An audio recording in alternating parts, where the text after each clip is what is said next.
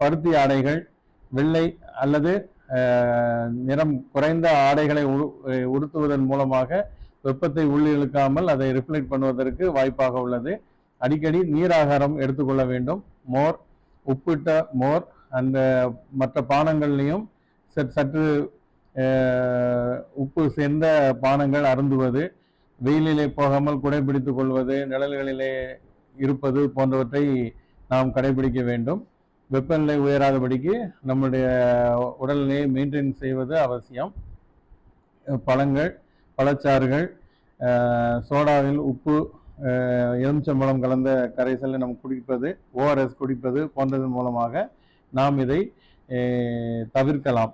வெப்பத்தால் பாதிக்கப்பட்டவர்களை நாம் உடனடியாக நம்ம செய்ய வேண்டிய முதலுதவி அவர்களுக்கு ஐஸ் பேக்ஸ் அல்லது தண்ணீர் மூலமாக அந்த அக்கிள், கழுத்து பகுதி, அந்த தொடைகள் பகுதிகளை நாம் வைப்பதன் மூலமாக வெப்பநிலை குறைய வாய்ப்பு இருக்கிறது. முடிந்தால் குளிர்ந்த நீரிலே அவர்களை குளிக்க செய்யலாம். எனவே இவற்றை நம் மருத்துவமனையிலே உரிய மருத்துவரிடம் சென்று சிகிச்சை அளிக்கும் பொழுது ஓரிரு நாட்களிலே அவர்கள் நலம் பெற்று வீடு திரும்ப இயலும். வெப்பம் சம்பந்தப்பட்ட நோய்கள் வந்து பின் கவனிப்பதை விட வருவதை தவிர்ப்பதே நலம் என்று